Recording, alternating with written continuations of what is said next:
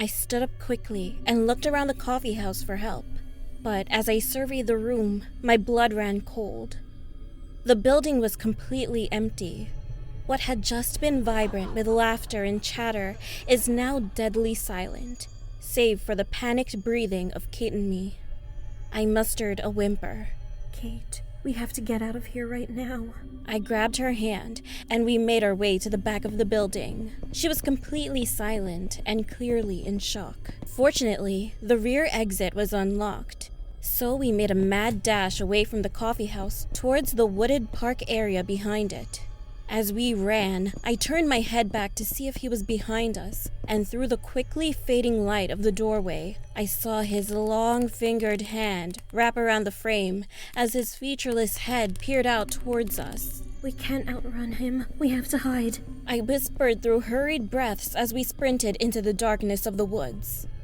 The park was not exceptionally large, but big enough for us to escape.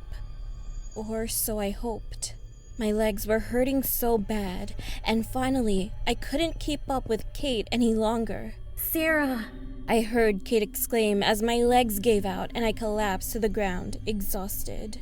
Sarah, give me your hand. We have to hide right away. She pulled me off to a small nook under an uprooted tree, and we held each other as long as possible to fit where we wouldn't be visible. Several excruciating minutes passed without the Slenderman appearing, and then Kate broke the silence. Sarah, I remember everything now. The girl we knew, what happened to her, everything, she said in a hushed but calm voice. He's going to find us if you don't be quiet. We need to focus on getting out here, right now. No, Sarah, you need to remember too, Kate murmured emotionlessly. We'll talk about that all later, I hissed through clenched teeth. Her name was Eliza. We didn't make up the Slender Man. He's real, and he stalked us as kids. We ran and hid until he eventually caught us. He said one of us would be taken. One would escape and forget everything, and the other would become his agent. I looked at her in complete horror as she slowly turned her face back towards me, and I saw on her forehead that she had a circle with an X through it. I tried to get away, but she held fast and tight. Let go of me, I cried out with tears racing down my face as I struggled.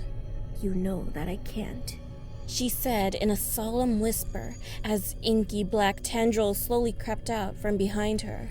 With a final shove of desperation, I burst from her grip, and with the last of my strength, I darted away back towards the coffee house, hoping that I could slip past and find help.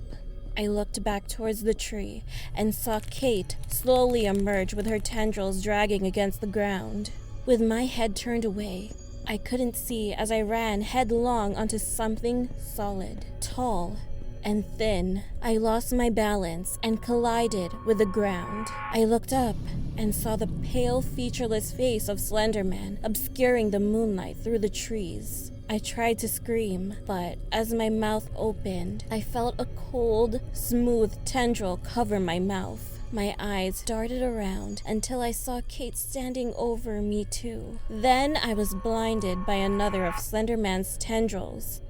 The last thing I heard before everything went black was Kate, as she whispered just loud enough to be heard.